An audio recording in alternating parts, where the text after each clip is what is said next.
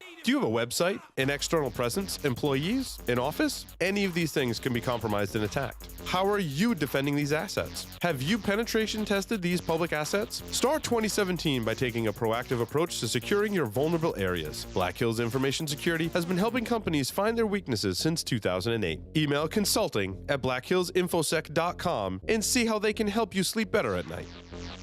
Oh, welcome back, everyone, to Startup Security Weekly. I want to remind everyone that the hot seat will be hot. It'll be so hot, it'll be on fire. And Chris Martin is going to be on fire from Logarithm when he's coming on to talk about security, intelligence, and all of the wonderful things about Logarithm. SecurityWeekly.com/Logarithm.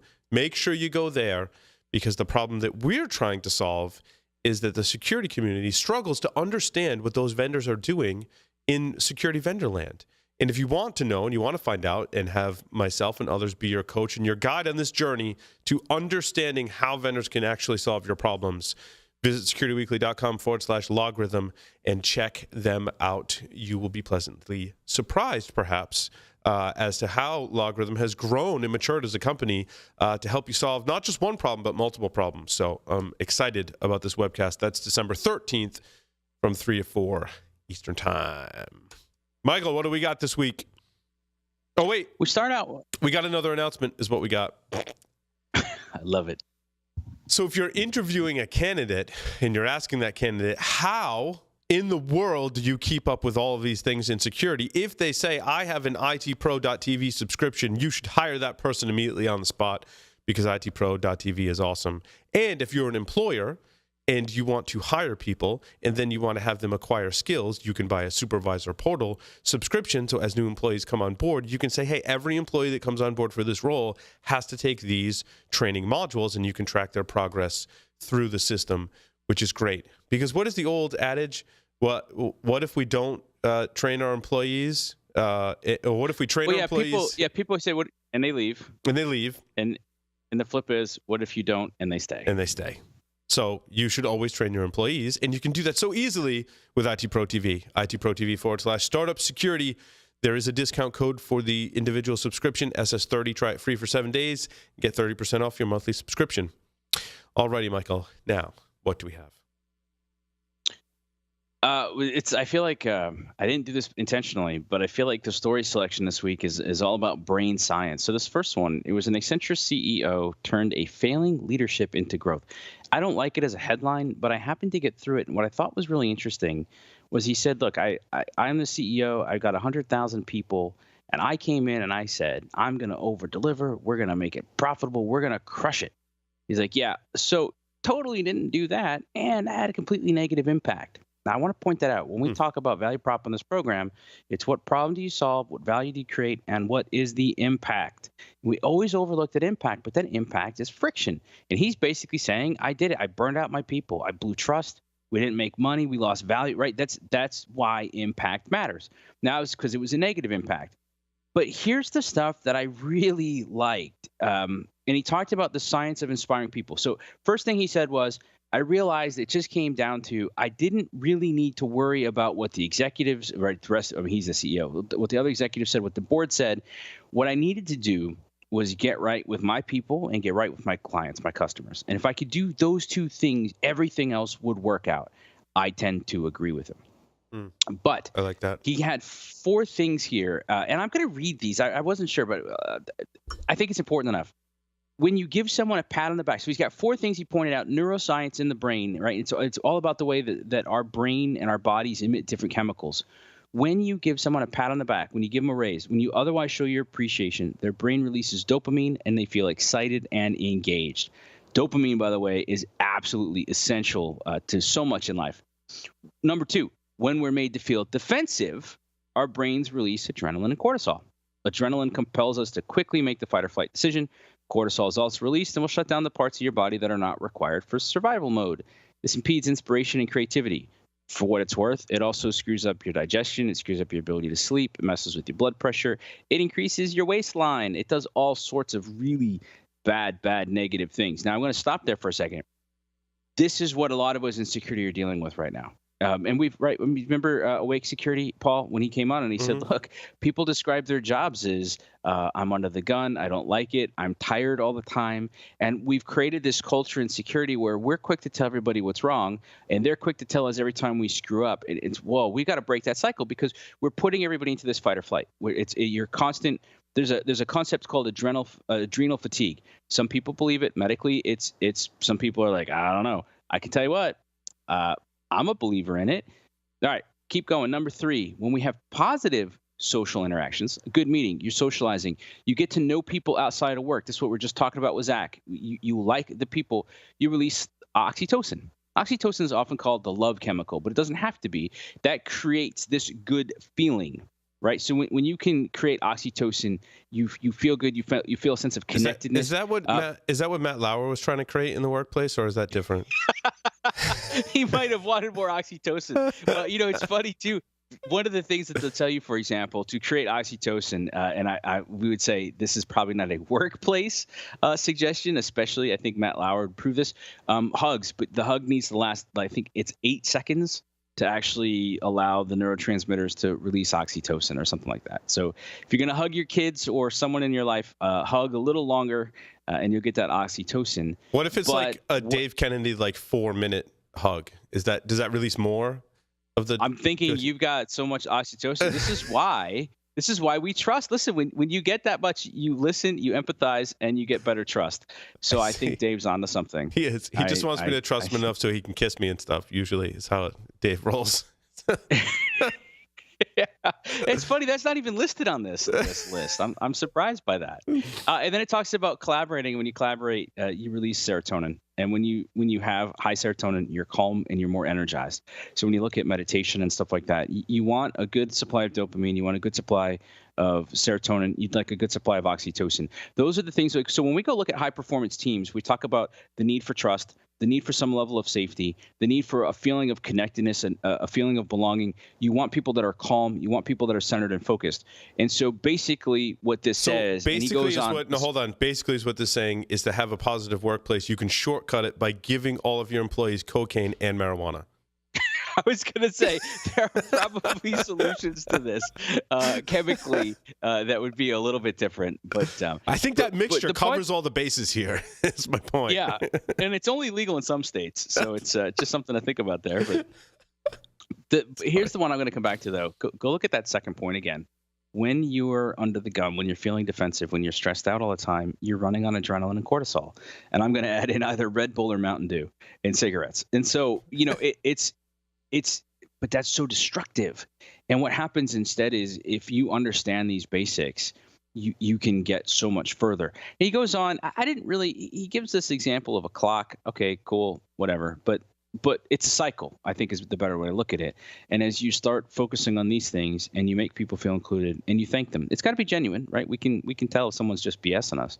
But I liked it. I thought this was a really interesting way to look at it. And to be fair, I'd never really stopped long enough to look at what chemicals are released at which of these stages, and hadn't considered it in a work perspective. And I thought that was pretty important. Also, there's a picture on this post on the right-hand side on the thing. In one of the pictures, looks like Tom Brady on speed. I'm just saying. I just happened to notice that. All right, I gotta go find it because that's kind of funny. All right, now here's this other one. What do you think of arguments? Do you like arguing? Are you an arguer, Paul? I'm not. I hate arguing with people. I'm not either. Yeah, I don't enjoy it Some much people either. really. Well, I think we call them attorneys. They really like arguing. That's a great point. So here's what I put in. There's a phrase in here that I actually really liked, and so I threw this in there. I'll quote from it. Arguing with someone to prove your point simply proves that you lack the communication skills to help someone else see things your way willingly. Yep, I love that. That's a great way to look at it.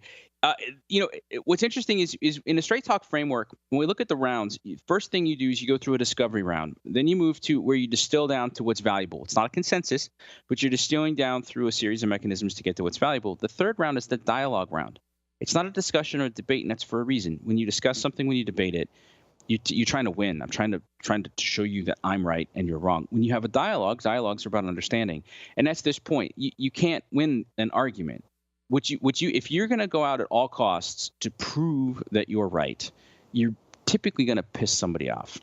In fact, right, you shared a great video with me yesterday on Facebook. Oh, yeah. From a TED Talk, all about how to have conversations. And she started with, okay, how many of you unfriended somebody on Facebook because you didn't like a political post, or because you didn't like this, or they said this, or they offended you here? She's like, yeah, why? Why is that bothering people these days? But what I've noticed when you look at it, especially, I've been stepping away from this stuff. I don't know if I've said it on this program. I've been on something of a media fast. I still get the Wall Street Journal. I like their business and their tech coverage. I don't watch the news. I don't watch the headlines. I took the news apps off my mobile devices. I don't want to say I don't care, because I care, but I don't care to get caught up in all of it. Things are going to happen that I can't influence. I've been investing the time in the business. I've been investing the time in myself. I've been investing the time in the kids. Such a better payoff. So then I can go back and look at some of these things. Paul, it's amazing how people are so desperate to register those wins. But think about it. What are they getting with each of those wins?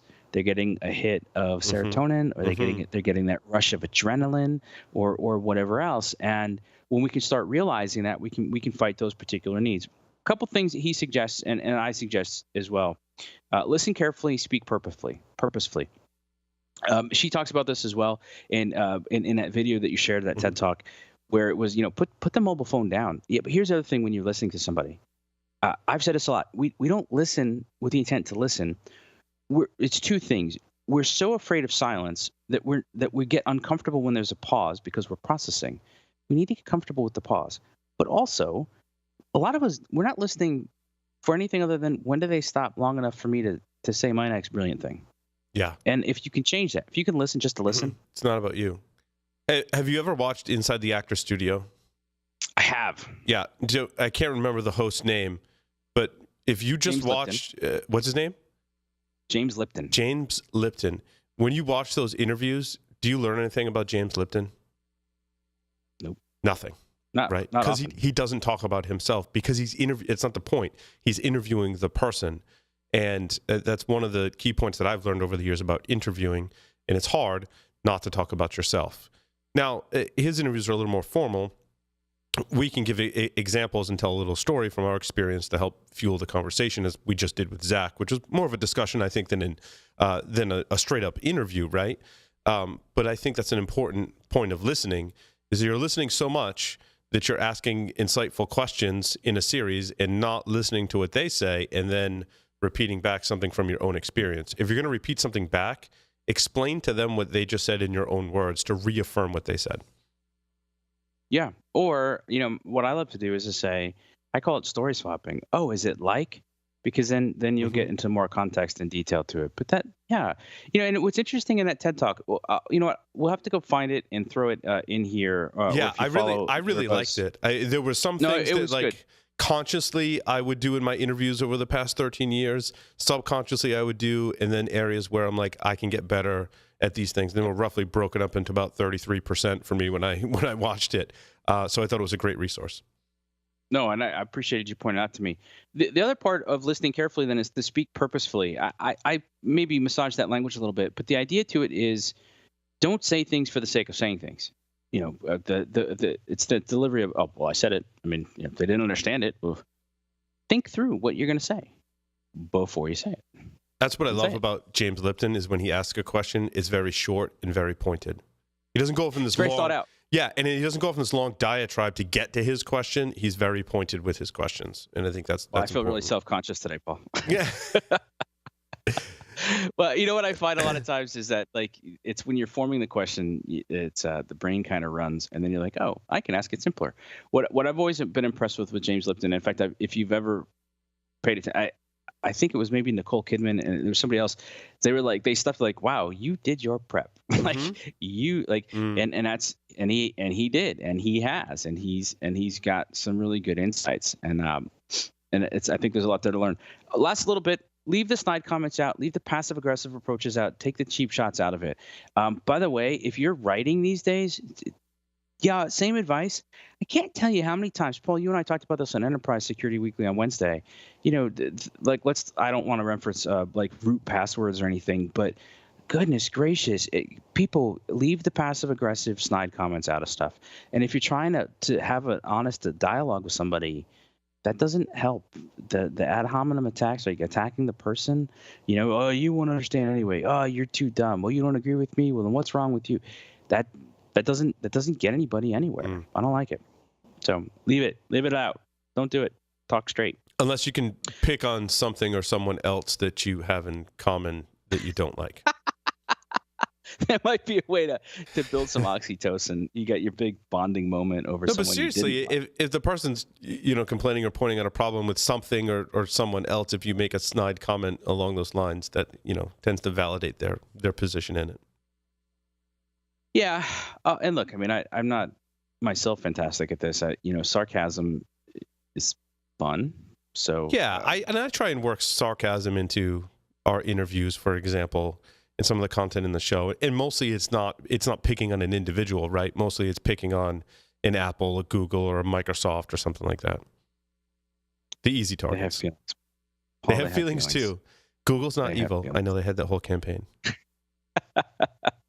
All right, word of mouth. So it's another science one, but I really enjoyed this one.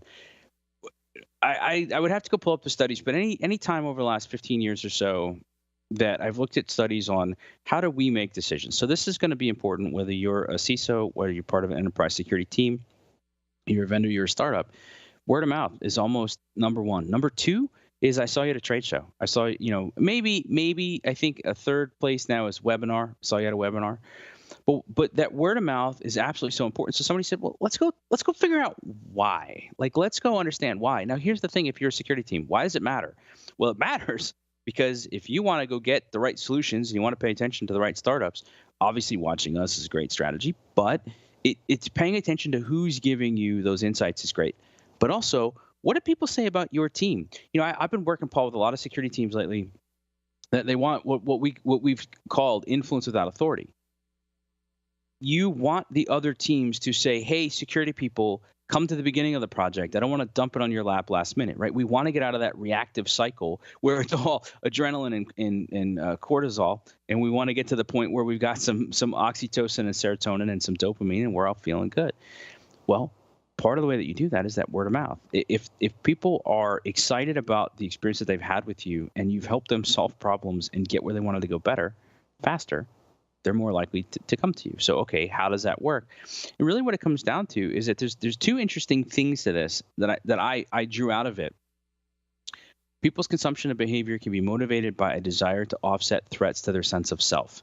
And that need for control can lead people to shift from sharing opinions to giving advice. I think that's the key thing to focus on, at least as I read this. And there's a lot there to read. This was a good read. This was one of those things I flagged, Paul. I'm going to go back and reread again.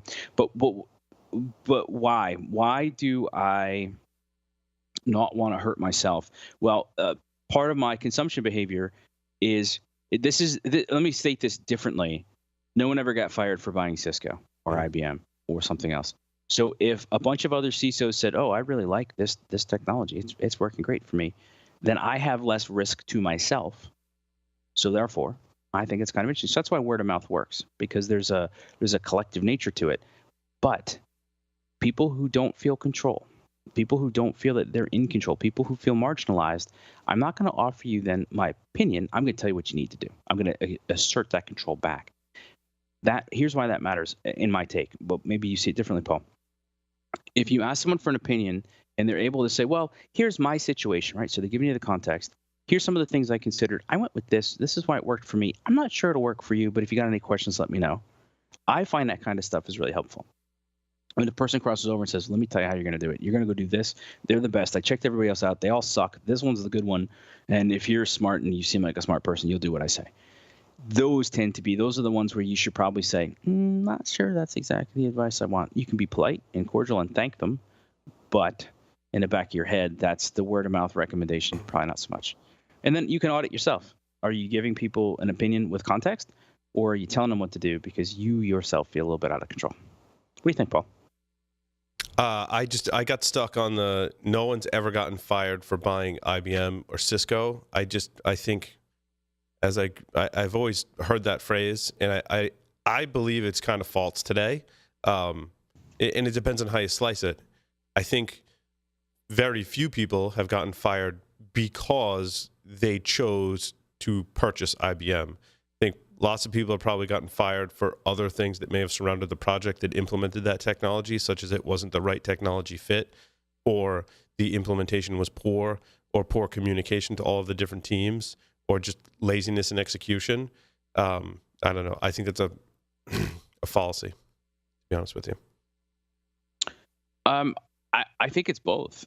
I think that the reason incumbent companies and large companies tend to do well is because they've got that track record, and because a lot of other people have done it, so there's less risk in you doing it. Now, has anybody gotten fired for it? Sure, of course they have, and probably for a variety of reasons. But what I realized looking at this was, if I don't want to put myself at risk, let's go deeper, because we've talked about this a lot, right? And we did a whole episode on de-risking yourself as a startup, or de-risking your actions, even if you're part of a team. There's a risk to the individual person who's either got to go strongly endorse you and recommend you, or the person who's actually signing the purchase order. Now, there might be a financial risk, there might be a personal risk, there might be a career risk. Excuse me. If you can figure out that risk and you can address that successfully, you are going to be better off. Word of mouth works because if the people are just like them and they've already been through some level of that, then what's happening that we don't always pay attention to is there's an internal assessment that says, okay, they're like me. They took this action. They didn't get fired, and they didn't come into any personal harm. Okay, I like it too. So it's just worth paying attention to on both sides of it. Word of mouth is going to continue to be important to us. Now, they did go deeper into this, by the way.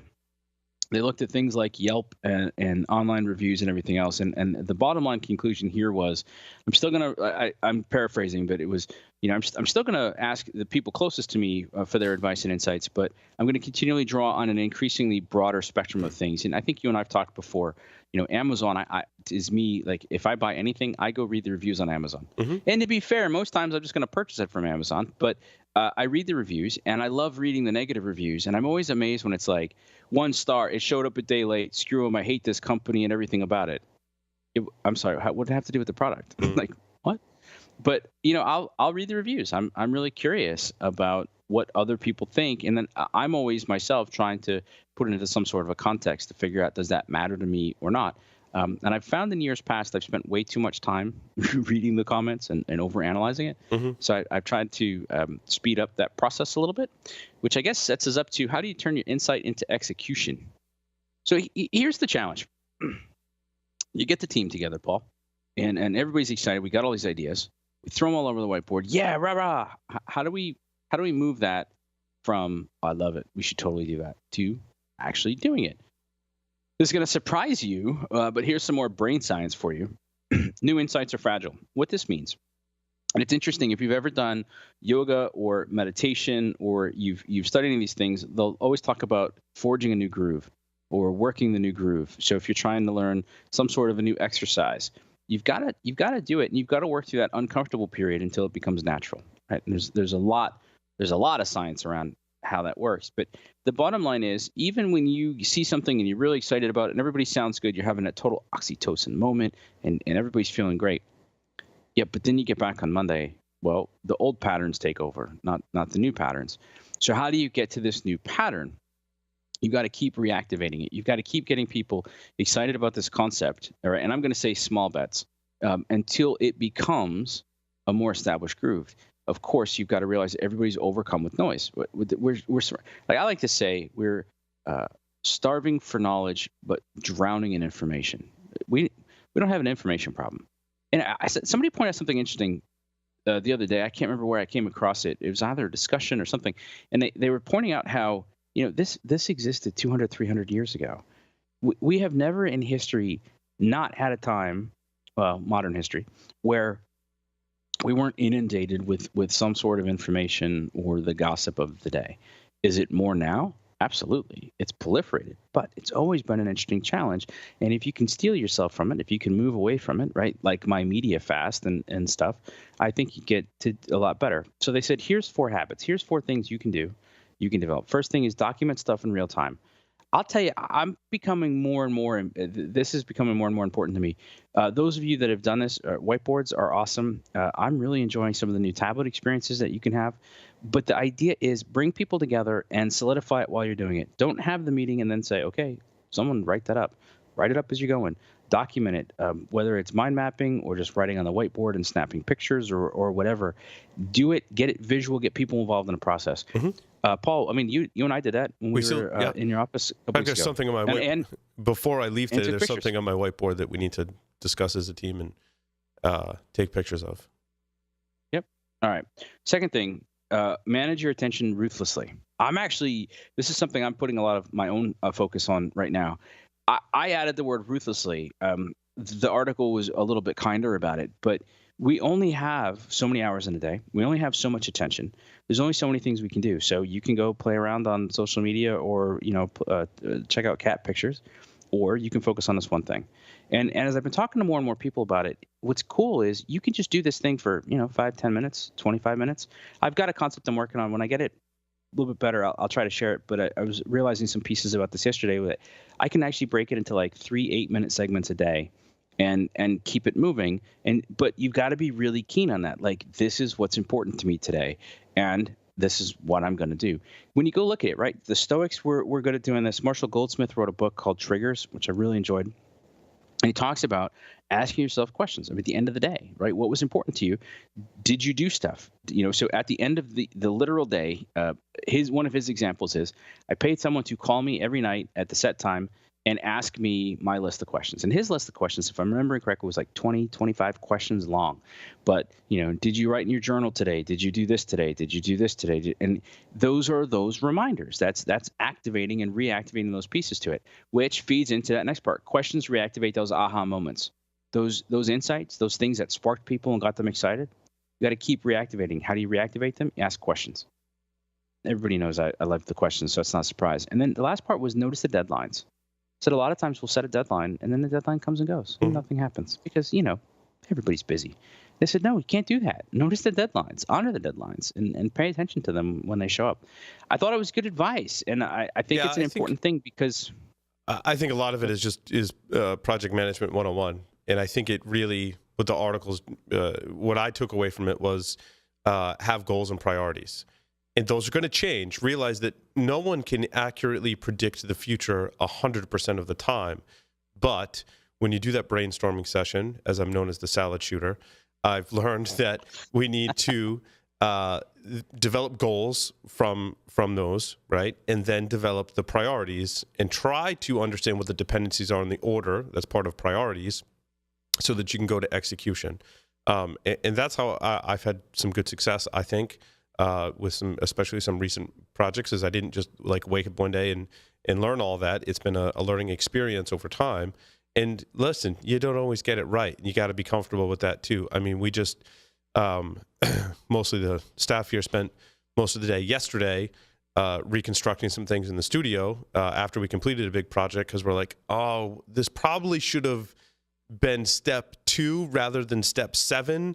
But it has such an impact on our goals that we need to do it now, even if steps 8 and 9 are going to be delayed even more. So I think that's what this article really boils down to for me. I liked it. It was good. Last piece, it's from the folks at 37 Signals. How to avoid the yes dilemma that can kill your business. I'll hit this one really quick. A lot of times you got an idea, it's a good idea. And instead of then coming up to the next idea and saying, okay, do we continue? Do we do this, right? They call it the what do they call it? The also or. Do I also do this, or do I only do this? They said, a lot of times you get an idea. It's a good idea. It's kind of simple. Then you complexify it, and then you complexify it more. And the next thing you got a collection of good ideas that add up to one big bad idea. And you've got to go through that. And what I really liked about it was, if you force that trade-off, every time you get to this, should we do this, and you really sit down and catalog it and look at the value of it, then you have to make a decision. And if you're making a decision based on the value of something, well, Paul, we're back to being able to do the value prop. If you can answer the question, the problem you're trying to solve, if or how it creates value and its overall impact. So, for example, their example, oddly enough, was we had a podcast that was doing really well, and we wanted to do this other podcast. So our decision was, do we do both, or do we just do one and end the current one to start the new one?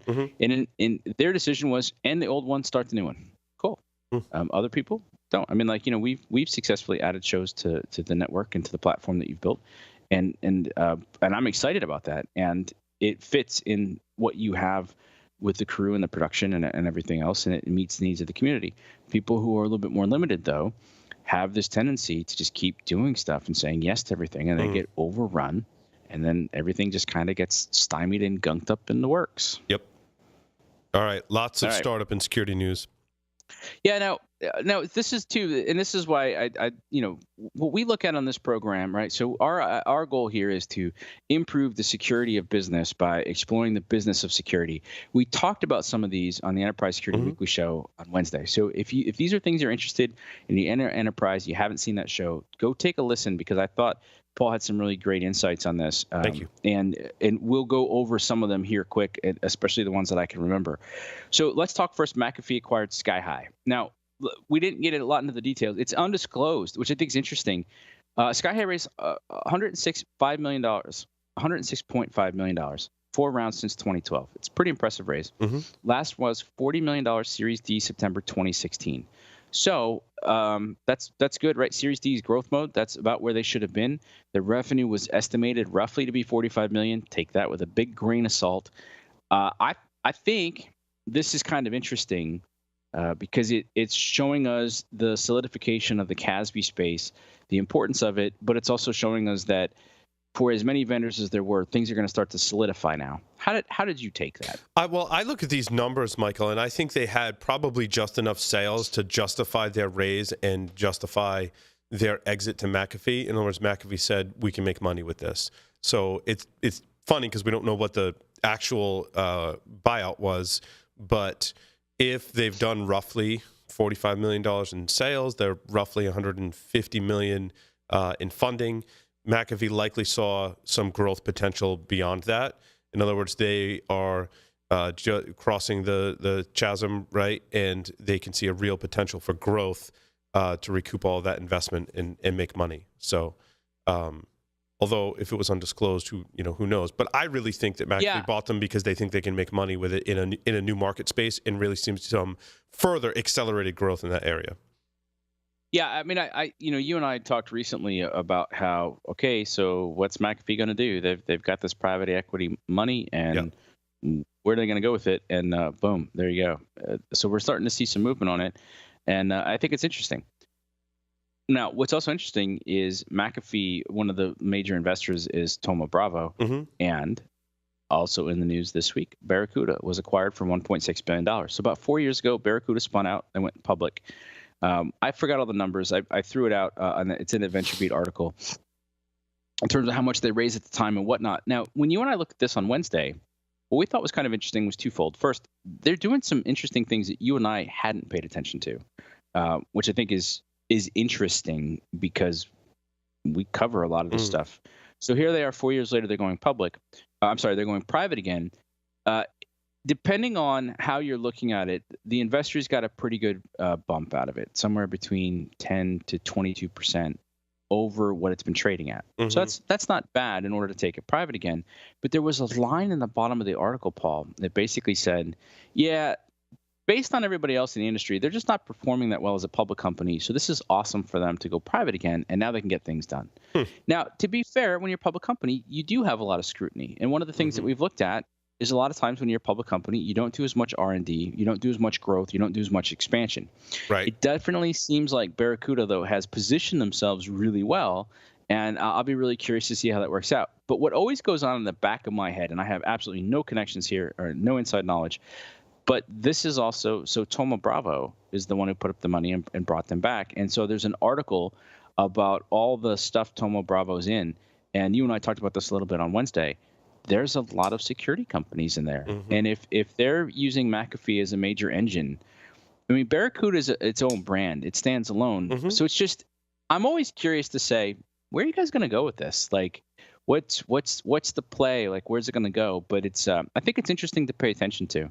And I think it's going to be interesting to pay attention to now as well, because as a private company, let's go see what they do for growth. Let's go see who they're targeting, who they go after, and how they're essentially going to reintroduce themselves to the marketplace. I think it's interesting to see what they're going to do with R&D and maybe upsell their existing customers. I mean, if they're a 1.6 billion buyout, they likely have a pretty large customer base. And when you're a public company, you're not dumping a ton of money into R&D because you have to hit the bottom line. So I think going private allows them to funnel some money into R&D to come up with new products that they can make a lot of money on with their existing customer base easily, and then expand their customer base, would be my guess.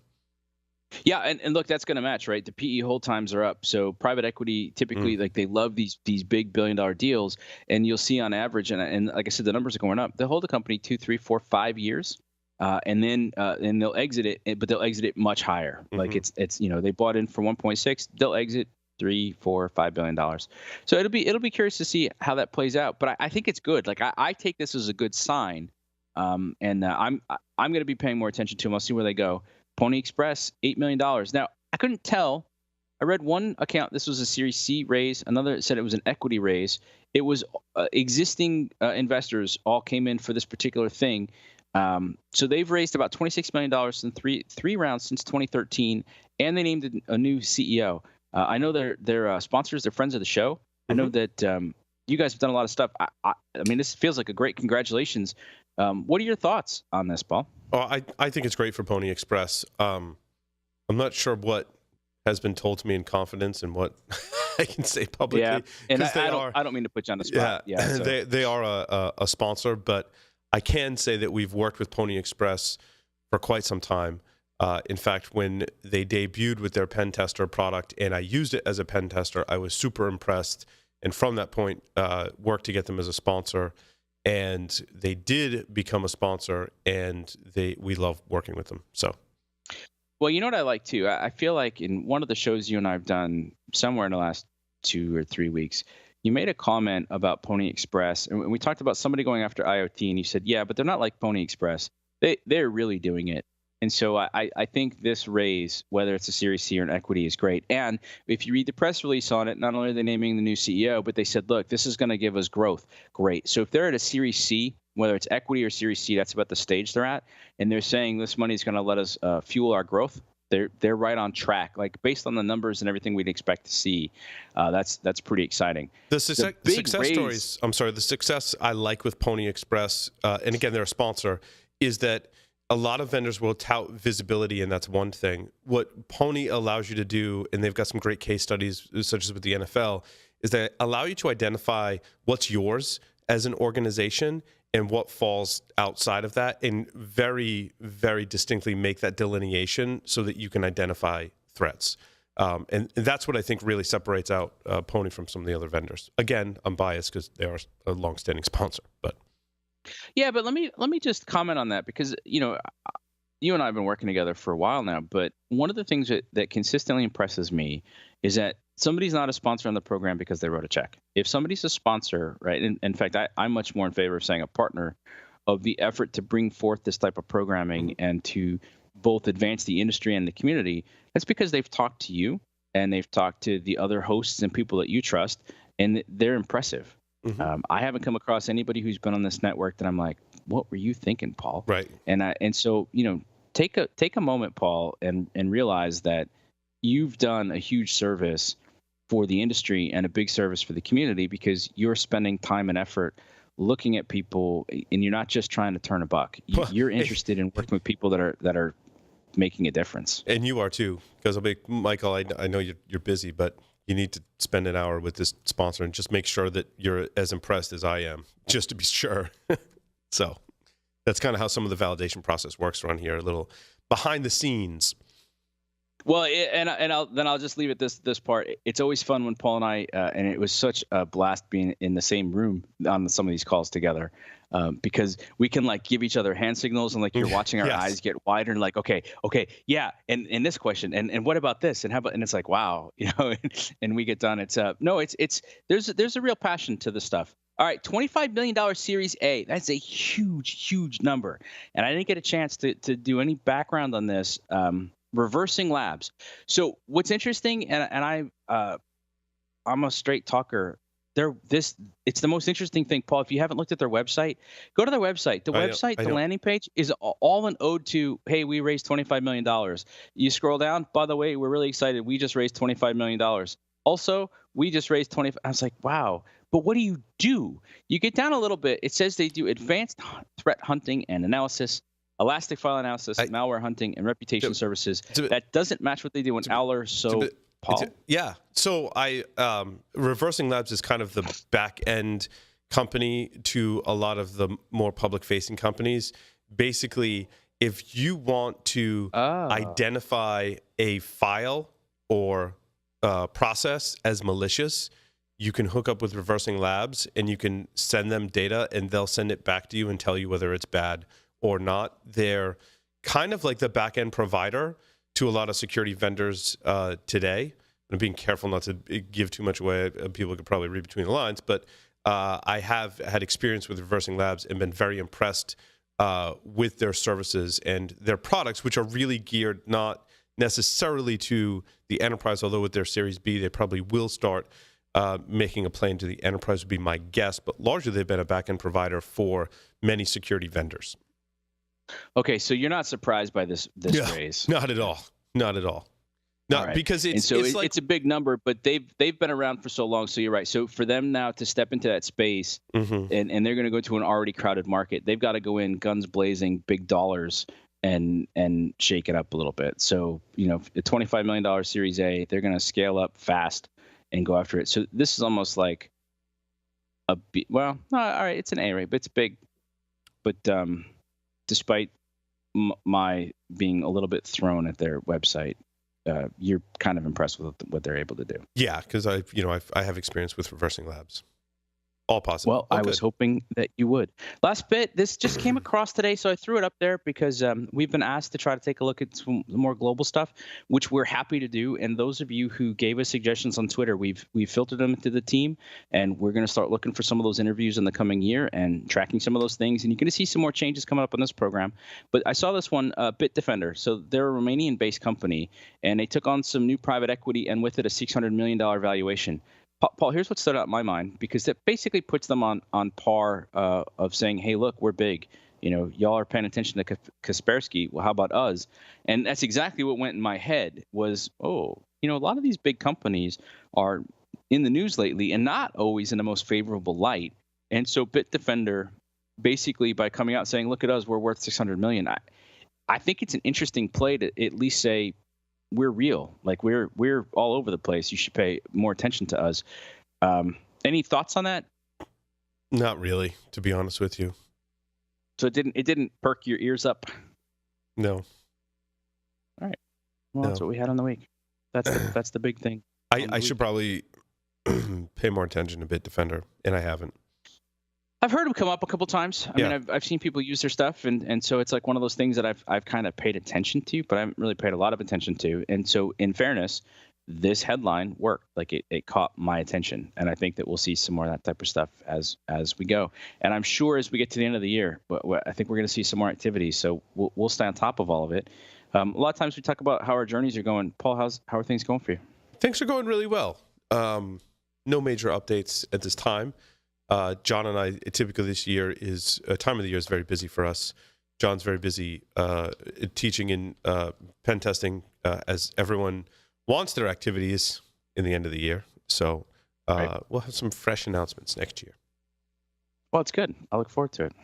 On my end, I'm finally, and we've been talking for a year and a half now about how to be more successful as a startup. And it's that find that niche, find that product market fit, do those things. And I've been doing that, and it's working. So I've really been enjoying it. The one new thing that came up is kind of interesting is I've now had a couple of our audience reach out and say, hey, could you come to our sales kickoff? Could you come to a half day talking about value? Could you come inspire us up? And I think one of the things, Paul, that we're going to look at for next year is how do we better educate our audience to ask some of these questions that you and I ask, and maybe start looking at standardizing some of our questions so that we can really level up both the industry and the community on thinking about value and thinking about problems and stuff. And so I'm kind of excited because that's going to be a chance for me to go spend short periods of time with some teams, get them fired up, get them excited, and keep doing some of these connections. So I'm loving how everything's coming together, and looking forward to where we go from here. So that's it. I think that's been a good week for us, right? Fantastic. Thank you, everyone, for listening and watching Startup Security Weekly. See everyone next time.